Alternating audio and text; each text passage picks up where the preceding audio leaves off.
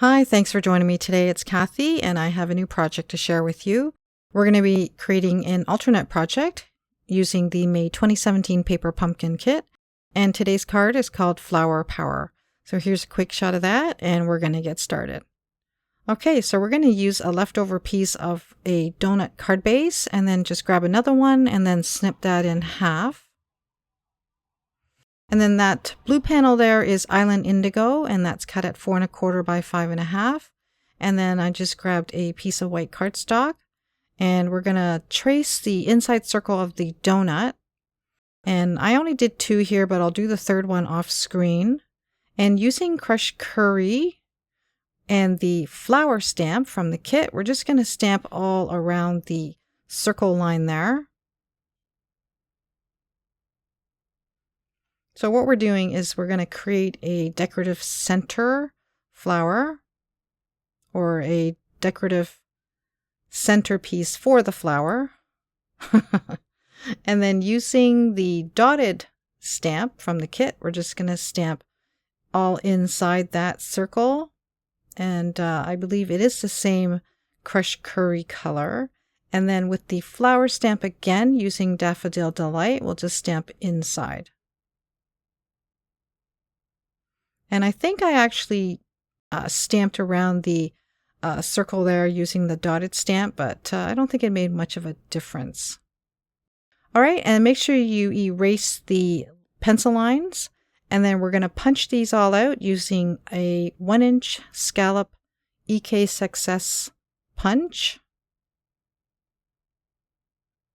And these will go perfect in the center of those donut holes.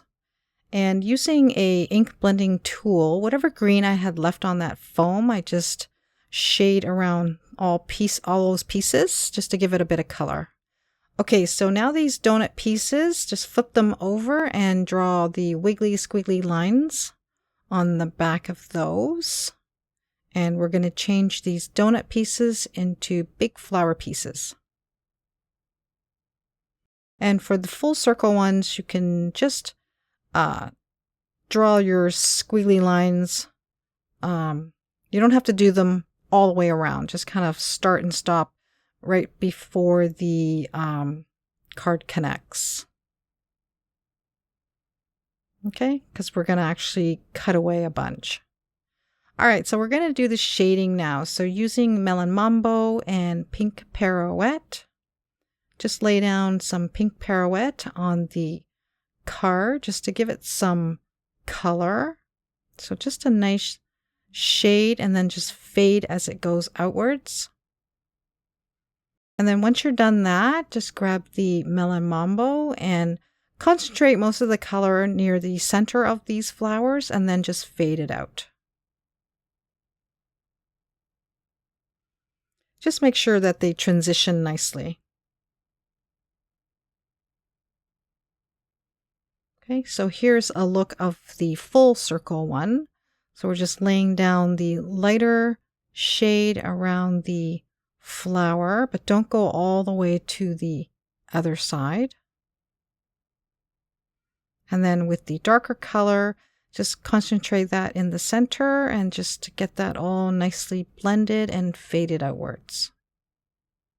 Now the ink blending tool, when you load it up with the ink, it tends to, at times, leave the foam pad mark, and I decided that I actually wanted that. So I was so in the zone, and I was flicking the colors on this first flower, and I'm sorry, I'm actually off the screen there. But basically from the center, I just kind of flick to the right to create the foam pad markings. And somewhat giving it a bit of realism. Although when the ink kind of dries, well, when the ink does dry, it will fade a little bit. Okay, so now we're just going to place the flowers on the panel, and I decided I'm going to just remove some of the excess just to make it a little bit easier.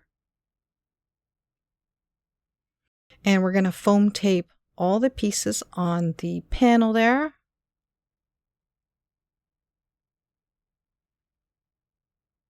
Just placing them all down before I stick them down.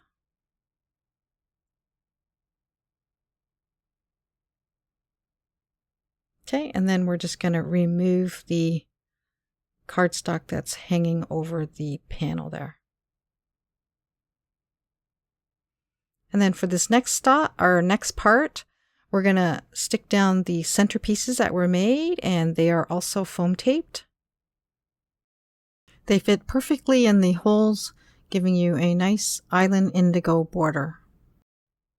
And if you don't have the scallop 1-inch punch, just punch out a circle 1 inch and then just hand cut around the edges there just to get it nice and wavy. Okay, so we're going to do a tone-on-tone stamping using the Island Indigo ink and the dotted stamp. I'm just going to stamp all around the blue parts of this panel just to add a bit of interest. And then using the banner from the kit and the sentiment, we're just going to put the sentiment right on the right side and then just remove a bit of that tail.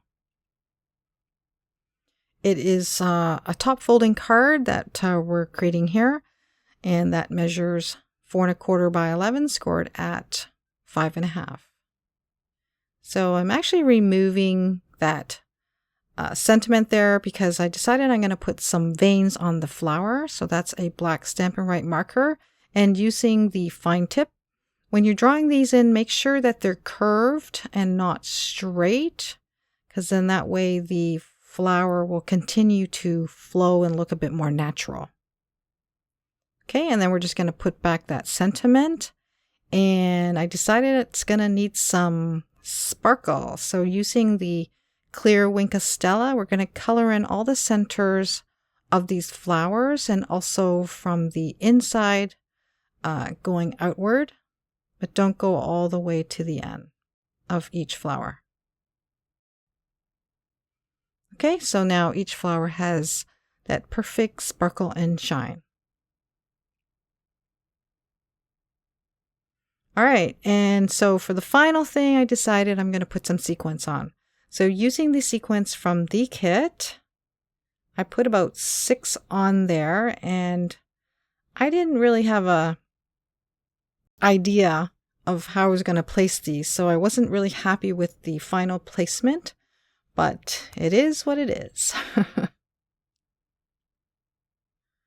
Okay, so that is our card for today. Super simple, nice and fast. And here is a couple of close-up shots of the card. I hope you enjoyed today's tutorial. Thanks so much for joining me. Bye for now.